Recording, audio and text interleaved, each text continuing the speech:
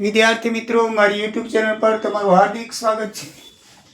આજે આપણે આગળ જોઈએ તો પ્રકરણ નંબર 1માં વ્યવસાયિક વ્યક્તિના હિસાબોમાં ઉદાહરણ નંબર 4 જોઈશું। મિત્રો, માધવ અને નારાયણની એક પેઢી છે, એ સોલિસિટરનો ધંધો કરે છે અને એમાં 3/5 ને 2/5 હિસાબે નફો નુકસાન વેચે છે, પ્રમાણ આપણને આપી દીધેલું છે। હવે તેમાં બાકીઓ આપેલી છે, કાચા સર્વેની જોઈ લઈએ। માધવની મૂડી 18,000, નારાયણની મૂડી 12,000। તો મૂડી અને દેવા બાજુ માધવની મૂડી 18,000 અને નારાયણની મૂડી 12,000 આપણે લખી નાખશું। પછી લખ્યું છે મૂડી પર વ્યાજ 5% છે, તો એના ઉપર 5%, 18,000 ના 10% 1800 થાય, એના અડધા 5% એટલે 900 રૂપિયા વ્યાજ થાય। અને આનું 12,000 રૂપિયા છે, 10% તો 1200 રૂપિયા થાય, 5% એટલે કે 600 રૂપિયા થાય। એટલે એની મૂડીમાં આપણે ઉમેરી દેવાનું 600 ને 900 1500। હવાલાની બીજી અસર આવશે, અહીંયા નફા નુકસાન ખાતાની ઉધાર બાજુ 900 ને 600 1500 એ ખર્ચ લખાશે, નફા નુકસાન ખાતાની ઉધાર બાજુ આવશે અને મૂડીમાં ભાગીદારોની આવકો હતી એની એમાં ઉમેરાશે। ત્યારબાદ લખ્યું છે નાણાંનો ઉપાડ 10,500, માધવનો ઉપાડ 10,000। તો માધવનો ઉપાડ આ કુલ મૂડીમાંથી બાદ કરશું 10,000 અને નાણાંનો ઉપાડ પર કુલ મૂડીમાંથી બાદ કરશું 10,500। બરાબર છે મિત્રો। પછી હાથ પરની સિલક 1250, તો મિલકતના લેણા પર હાથ પરની સિલક 1250। પેઢીની સિલક, અસીની સિલક, બેંકની અંદર પેઢીની સિલક 25,800, અસીની સિલક 43,000। મિલકતને લેણા બાજુ આવશે સિલક છે એટલે ફી માટે અનામત 1/1/2015 રકમમાં લખેલું છે, જ્યારે જવાબમાં 22 છે, હકીકત સાચું 22 છે, 15 નથી। ફી માટે અનામત 1/1/22 એટલે શરૂઆતની બાકી આપી છે 1/1/22। આપણો હિસાબ છે 31/12/22। તમને એમ થાય કે ફી માટે અનામત તો મૂડી અને દેવા બાજુ આવે, પણ નહીં મિત્રો, શરૂઆતની બાકી આપેલી હોય ત્યારે આખા વર્ષની અંદર એ વસૂલ થઈ ગયેલી હોય। ફી માટેની અનામત ક્યારે એ નહીં મળેલ ફી માટે ઊભું કરેલું હોય, ત્યારે જ્યારે વર્ષની આખરે હિસાબ કરો એટલે એ શું થાય, ધંધાની આવક થાય। બરાબર ધ્યાન રાખજો, શરૂઆતની બાકી હંમેશા ફીની આવક છે, ફી માટેની આવક કેટલી 37,500, ફી માટે અનામત 37,500। ત્યારબાદ 22,022ના વર્ષમાં ઉઘરાવેલી ફી 62,000 છે, કેટલી છે એ પણ આપણે આવક તરીકે લેખાશે 62,000 રૂપિયા। હવે એમાં લખ્યું છે કે ફી અંગેના દેવાદારો 42,850। તો મિત્રો, આ એક છૂપો હવાલો છે। જો આમાં સૂચના લખેલી છે કે સોલિસિટરો જે ધંધો કરે છે એમાં મળેલી ફીના આધારે જ નફો વેચે છે, મળેલી ફીના આધારે, તો તેમને 62,000 મળેલી ફી છે પૂરેપૂરી આવક લેખાશે। શું લેખાશે? એને પૂરેપૂરી આવક લેખાશે, એટલે પૂરેપૂરી લેશે। પણ એમાં પછી લખ્યું છે કે ફી અંગેના દેવાદારો, એટલે એ એટલામાંથી ફી નથી આવતી। આ લખી છે કે આખા વર્ષની, ધ્યાન રાખજો, આખા વર્ષની ફી 62,000 છે। ચોખ્ખું લખ્યું છે કે 2022ની ફી 62,000 છે। તો 62 પૂરી શું કામ લઈ લીધી છે? દાખલામાં સૂચના લખેલી છે કે નફાના આધારે એ ફીની આવક જે નફો લેખાશે, ફીની આવક પ્રમાણે જે નફો લેખશે, એટલે કુલે ફી આપણી 62,000 આપણે લઈ લીધી આવક તરીકે। એમાં પાછા નીચે લખ્યું છે કે ફી અંગેના દેવાદારો, એટલે એટલી ફી મળી નથી, એટલી ફી મળી નથી, એટલે એ આમાં આવી ગયેલી હોય, આખા વર્ષની ફીમાં એ આવી ગયેલી હોય। કેમ આવી ગયેલી હોય? કારણ કે આખા વર્ષની ફી આપણે ઉધારી નાખી છે। ચોખ્ખું લખ્યું છે કે 2,000 માપની કુલ ફી આટલી મળી, અને શું કામ આપણે આખી ઉધાર નાખી? દાખલામાં સૂચના છે કે ફીને આધારે જ નફો નુકસાન વેચાશે, તો આપણે પૂરેપૂરી ફી ઉધારી નાખી। પછી નીચે લખ્યું છે કે બાકી રકમ, તો એનો અર્થ એ થયો કે એ રકમ આમાં સમાયેલી હોય, એટલે 42,850 છે એ એમાં સમાયેલા છે, એ નહીં મળેલ ફી કહેવાશે અને એનું અનામત ઊભું કરવું પડશે. તો 62,850 અહીંયામાં આવી ગયા છે એટલે આ બાજુ લખવાની જરૂર નથી. આ બાજુ ફી અનામત 42,850 42,850 અહીંયા પણ ફી અનામત 42,850 અને અહીંયા પણ ફી અંગેના દેવાદારો 42,850. ચારે બાજુ અસર લખવી પડશે. બરાબર સમજી લેજો. 22 ચોખ્ખું દાખલામાં લખેલું છે કે આખા વર્ષની ફી એટલે રોકડ કે ઉધાર બધી અંદર આવી ગઈ કહેવાય. આખા વર્ષની ફી આવી ગઈ છે 62,000. પછી નીચે લખ્યું છે કે દેવાદારો એના નહીં મળેલ ફી, તો એનો અર્થ થયો કે આમાં સમાવેશ થઈ ગયેલો છે એટલે નહીં મળેલ ફીનું આપણે અનામત ઊભું કરવું પડશે. આમાં સમાવેશ થઈ ગયેલો છે માટે એ લખશું નહીં. એ બાજુ આ બાજુ લખવું પડશે, અહીંયા પણ લખવું પડશે અને અહીંયા પણ લખવું પડશે. ચારે બાજુ અસર આવી ગઈ. ચલો હવે આગળ. પછી લખેલું છે પરચુરણ ખર્ચ અંગેના દેવાદારો. બરાબર છે, એ આપણે ખર્ચા કર્યા છે પણ અસીલ તરફથી મળ્યા નથી એટલે પરચુરણ ખર્ચ અંગેના દેવાદારો હંમેશા મિલકતની લેણા બાજુ આવે. 9700 ફી અંગેના દેવાદારો પર 42,850 એ પણ મિલકતને લેણા બાજુ આવશે. આ પરચુરણ ખર્ચના દેવાદારો ફી અંગેના દેવાદારો એટલે શું કે ઘણી વખત આપણે પૈસા અસીલ આપી ગયો હોય, એડવાન્સ આપણે વપરાઈ ગયા અને પછી ઓચિતાનો ખર્ચ કરવાનો થાય તો આપણા પૈસા ઘરના પૈસામાંથી આપણે એના વતીથી ખર્ચ કરીએ એટલે એ ખર્ચના લેણાદારો, ખર્ચના દેવાદારો કે આપણે એની પાસેથી પૈસા લેવાના છે. અને ફી અંગેના દેવાદારો એટલે આપણે કોર્ટમાં જે કેસ લડ્યો વકીલે એની જે ફી થાય એ દેવાની બાકી છે તો એ કહેવાય ફી અંગેના દેવાદારો 42,850. પછી મેં લખ્યું છે કે મિત્રો ફિટિંગ્સની ફર્નિચરની કિંમત 5,000 સુધી માંડી વાળવાની. ફર્નિચરની ફિટિંગની કિંમત કાચા સરની 59 સુધીની છે એટલે ડાયરેક્ટ રીતે ઘસારો નથી કીધો પણ એ માની લો ઘસારો આપણે 5,000 લખવાના છે એટલે 5,000 સુધી માંડી વાળવાની એટલે 5,000 કિંમત આવે એટલે અટકી જવાનું. 59માંથી ઘસારો 900 બાદ કરો એટલે 5,000 આપણે ફર્નિચરની ફિટિંગ્સને લખશું. સમજાય ગયું મિત્રો? આ એક સમજવા જેવું છે કે 5,000 સુધી માંડી વળવાની છે એટલે 5,000 નહીં, 5,000 સુધી માંડી વળવાની છે એટલે 5,000 રહેવી જોઈએ. બાકીની રકમ માંડી વાળવાની છે 5,000 સુધી એટલે અટકી જવાનું 5,000 એટલે 900 રૂપિયા છે ઘસારોમાંની બાદ કરી અને 5,000 ફર્નિચર ફિટિંગ્સના જે 59 લખેલા છે બાકીમાં આપણે ચોખ્ખા સરિયામાં 500 લખશું.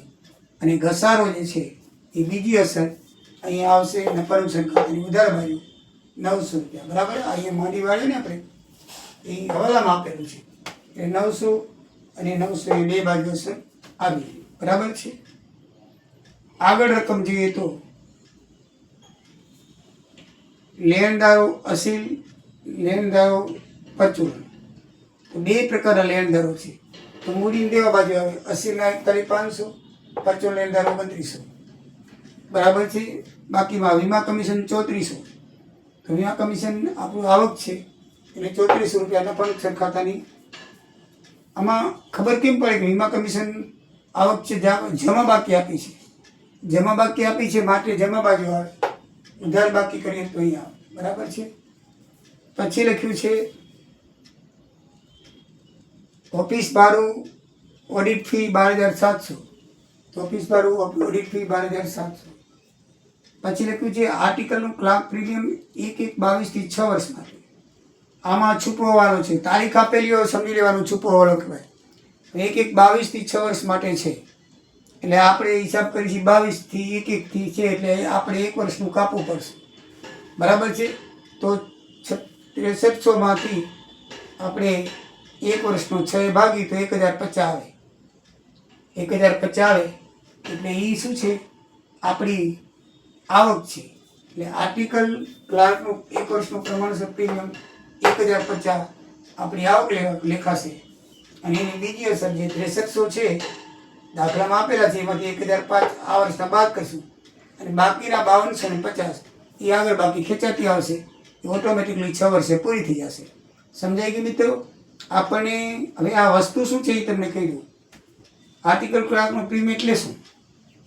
તો આપણી જે સોલિસિટરની પેઢીઓ હોય છે એની અંદર કામ શીખવા માટે જે લોકો આવે છે ક્લાર્કો, બરાબર છે, તો એ લોકોનું પ્રીમિયમ છે, બરાબર છે, એ લોકોની પાસે આપણે ફી લઈએ તો એની પ્રીમિયમ કહેવામાં આવે છે. તો એક જાતની આપણી આવક છે, એ આપણી શું છે? આવક છે. તો આર્ટિકલ ક્લાર્કનું પ્રીમિયમ 6 વર્ષ માટે છે. તો 1 મિનિટ, બરાબર છે.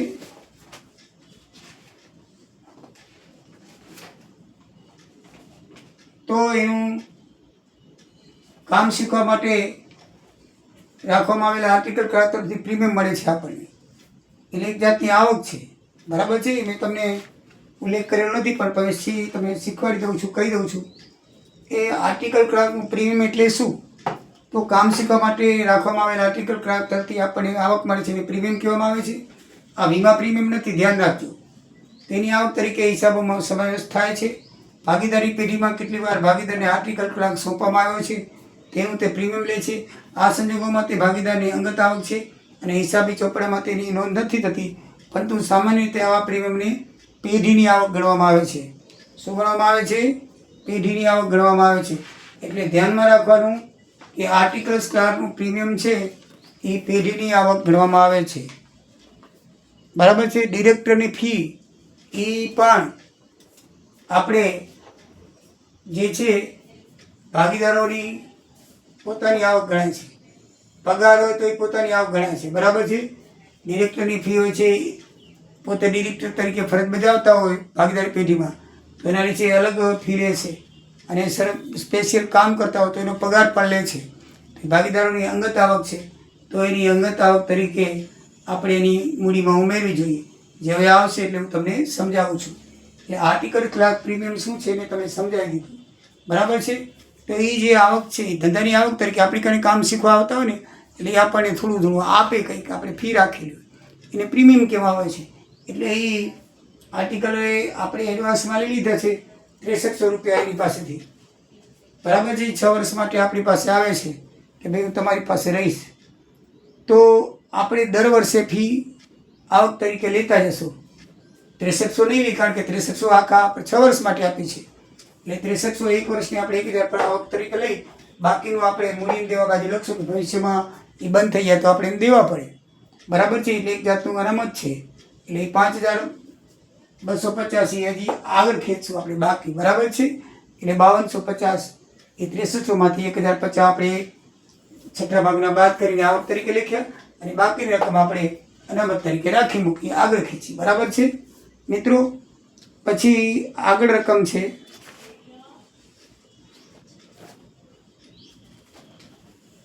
માધવની ડિરેક્ટરની ફી 2045. એમાં હવાલો છે કે અડધી ફી તમારે માંડી વાળવાની છે, એટલે કે અડધી ફી છે એ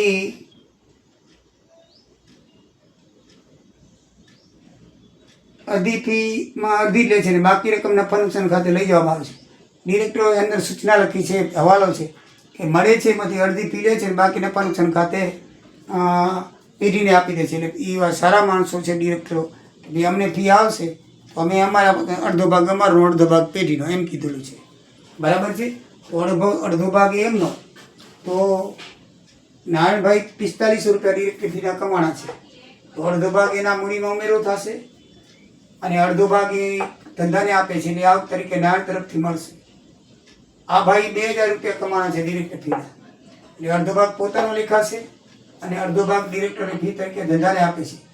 એટલે સૂચના લખેલી છે કે ભાઈ અડધો જ ભાગ લે છે, એટલે આ 2000 કમાણો એટલે એના 1000 ઉમેરાશે, આ 4500 કમાણા એટલે 2250, બાકીનું નફા નુકસાન ખાતે લઈ જવાનું છે, એટલે આપણી આવક કહેવાય, બરાબર છે. એટલે બાકીની આવક માધવની આટલી, નારાયણ તરીકે આટલી, એ ધંધાને મળી 3250 રૂપિયા. એટલે હવાલાના 2 અસર આપણી થઈ ગઈ, અને સ્ટાફનો પગાર 28400 તે આપણે લખ્યું, બરાબર છે મિત્રો.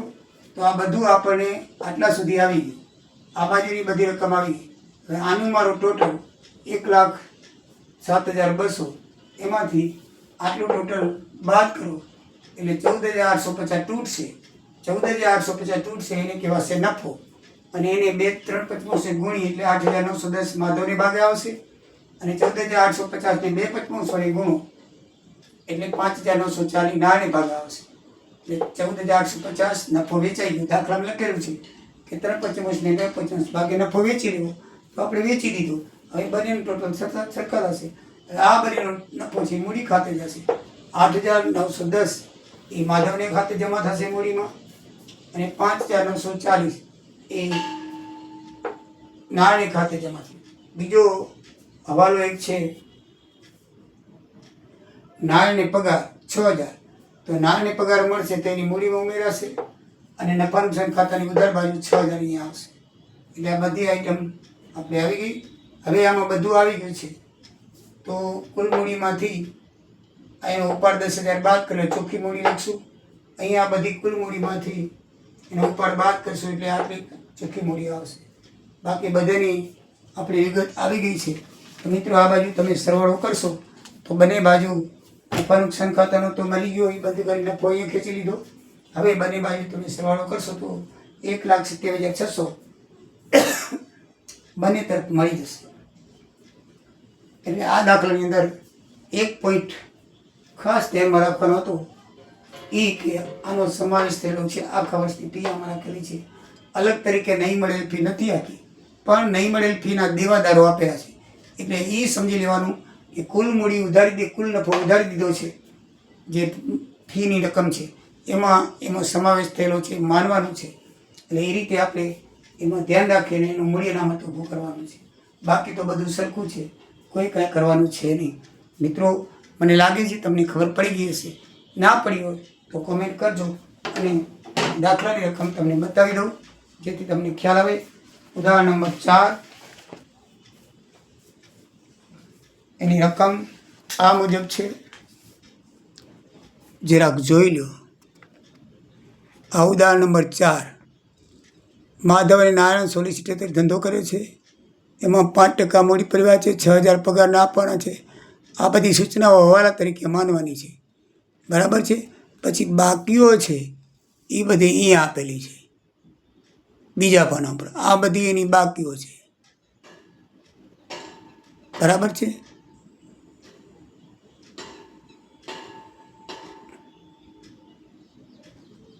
ઓકે મિત્રો, અહીં જે 15 લખેલું છે 15 નથી 22 માનવાનું છે ફી માટે અનામત, બરાબર.